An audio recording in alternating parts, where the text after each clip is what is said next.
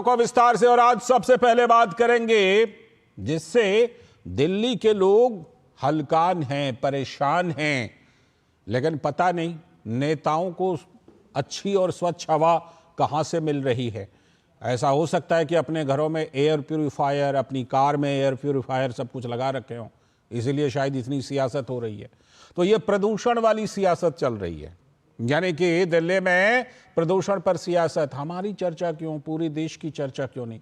तो दिल्ली के मुख्यमंत्री आतिशी ने कहा कि पंजाब में पराली जलाने की घटना में तो 80 से 85% की कमी आ गई है, यह दावा किया। लेकिन पंजाब के मुख्यमंत्री भगवंत मान क्या कहते हैं? वो कह रहे हैं कि केंद्र सरकार फंड नहीं दे रही, इसलिए पराली जलाने की घटनाओं पर काबू पाना मुश्किल है। वो कह रहे हैं काबू नहीं पा रहे हैं, इधर कह रहे हैं हमने काबू पा लिया, या पंजाब की सरकार ने काबू पा लिया। दिल्ली सरकार का दावा है कि बीजेपी शासित राज्यों में पराली जलाने की घटनाएं ज्यादा हो रही हैं, यानी कि हरियाणा, उत्तर प्रदेश, मध्य प्रदेश वगैरह में। केंद्र सरकार को ठोस कदम उठाने चाहिए, सलाह भी लगे हाथों दे डाली आतिशी जी ने। दिल्ली की हवा इस बीच इन दिनों सबसे खराब स्तर पर पहुंच गई है। कई जगहों में तो AQI ये मानक स्तर से कई गुना ज्यादा है, होना चाहिए 150, हजार तक पहुंच गया है कहीं कहीं। गंभीर प्लस की श्रेणी में प्रदूषित हवा के कारण स्कूल कॉलेज में नियमित क्लास बंद कर दिए गए हैं। स्कूल बंद हैं, सोचिए कैसी हालत है। लेकिन उपाय के नाम पर सिर्फ ग्रैब का सहारा होता है। इतना हुआ तो ग्रैब 1, इतना हुआ तो ग्रैब 2, 3, 4, यही, यानी बंद बंद बंद। यही दिल्ली सरकार के दावे के बीच पंजाब में पराली जलाने की घटना जो है उसकी खबर आई है। नासा ने सैटेलाइट से भी पुष्टि की है इसकी। पंजाब में पॉल्यूशन बोर्ड की रिपोर्ट को माने तो एक दिन में सिर्फ कल ही 1225 पराली जलाने की घटना दर्ज की गई। और सिर्फ इस सीजन की बात कर लीजिए तो पिछले दिनों 9665, 10,000 मान लीजिए, ये घटनाएं सैटेलाइट में रिकॉर्ड की गई हैं। लेकिन धुएं के गुबार को सियासत में कैसे छुपाया जाता है, ये भी समझने की जरूरत है।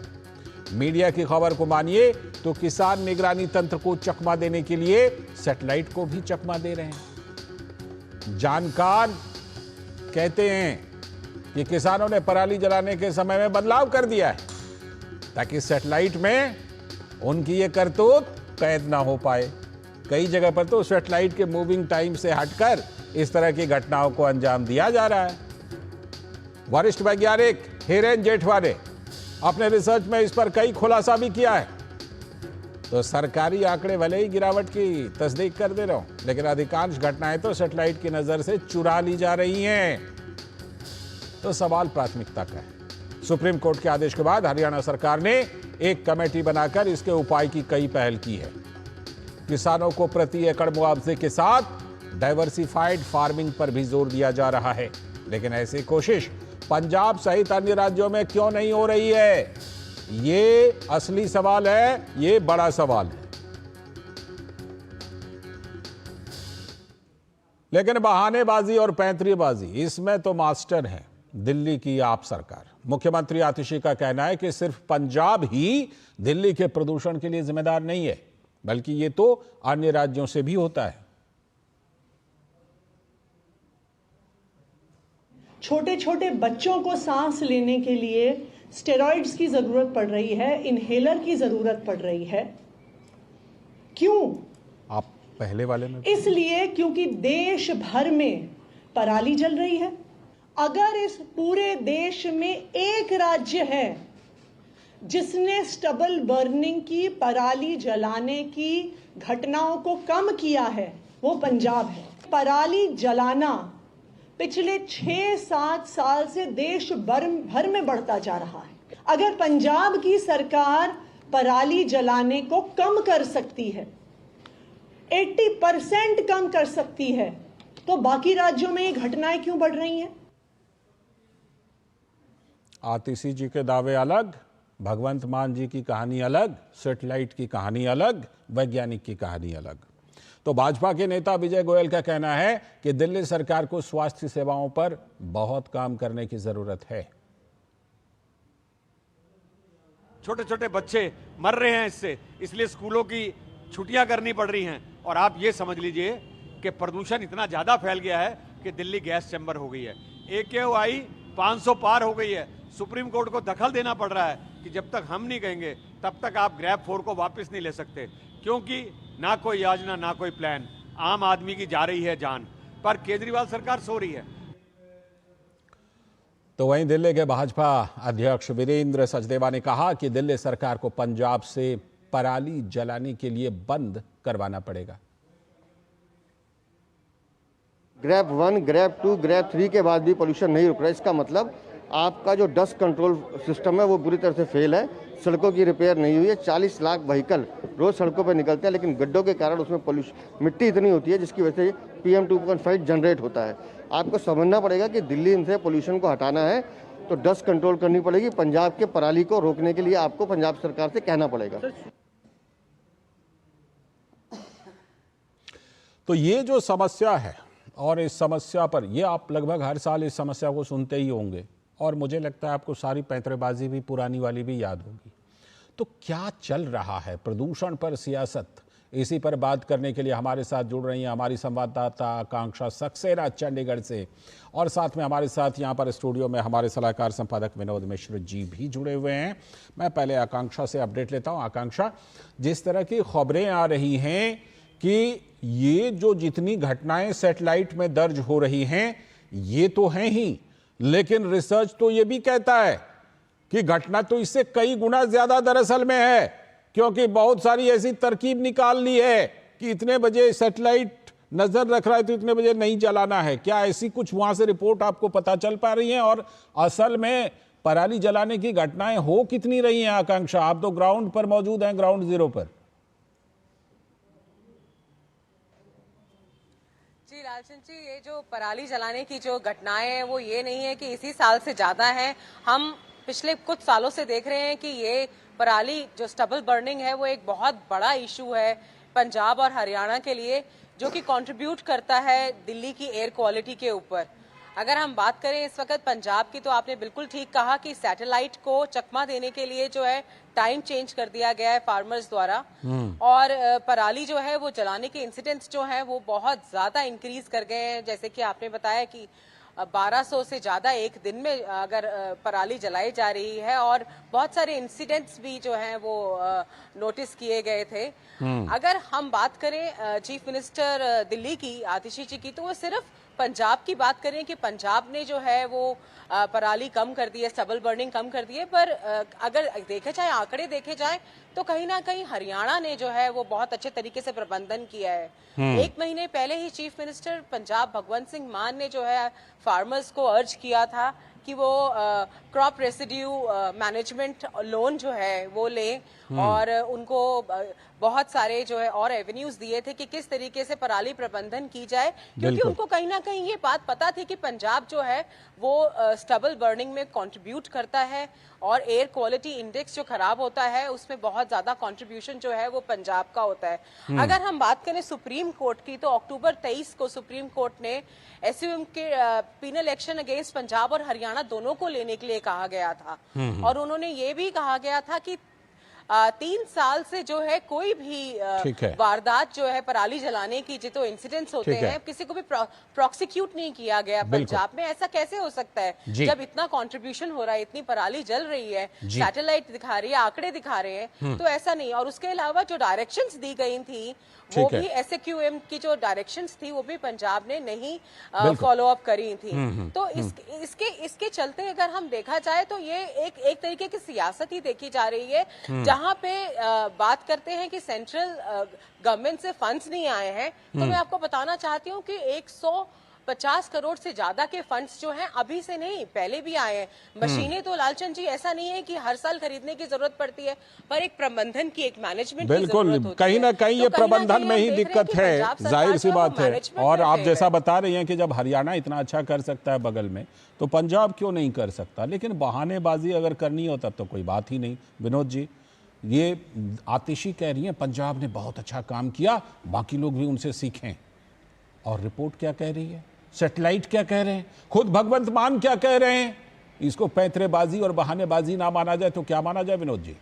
लाल जी, हम लोग पिछले 2 दिन से लगातार आम आदमी पार्टी के नेता और वहाँ CM से लेके और मंत्री जो हैं उनका प्रेस कॉन्फ्रेंस देख रहे हैं, उनके सवाल जवाब भी हम रिपोर्टर के साथ देख रहे हैं। सवाल ये है कि सिर्फ टोपी ट्रांसफ़र के अलावा जो समस्या है उसके लिए उनके पास क्या निदान है और उन्होंने इसके लिए कितनी जिम्मेदारी ली है, इस पे अगर आप बात करेंगे तो उस मामले में हमारे पास सिर्फ शून्य आता है। वो कोई जिम्मेदारी नहीं लेते हैं, जिम्मेदारी दूसरों पे डालते हैं। सीरियसनेस की बात है कि सीरियसनेस पंजाब की सरकार कितना है, आप भगवंत मान का ही एक ट्वीट को देखिए। भगवंत मान कहते हैं कि भाई ये कमाल की बात है कि पंजाब के मुख्यमंत्री, पाकिस्तान पंजाब की बात मैं कह रहा हूँ जी जी, कि वो मुख्यमंत्री मरियम नवाज शरीफ कहती हैं कि हम भगवंत मान को वहाँ चिट्ठी लिखेंगे और बताएंगे कि भैया ये वहाँ पे पाकिस्तान के पूरे लाहौर के पूरे एरिया में जो AQI है वो 1000 से ज़्यादा स्तर को पार कर चुका है, दमघोटू हवा है, आप प्लीज़ कुछ करो। तो उन्होंने कहा कि फिर दिल्ली को देखो तो वहाँ से भी यही शिकायत आती है कि भाई ये पंजाब की जो ये जहरीली हवा है, ये प्रदूषण का और ये पराली जलाने की घटना के कारण है, दिल्ली में ये हवा जहरीली हो रही है।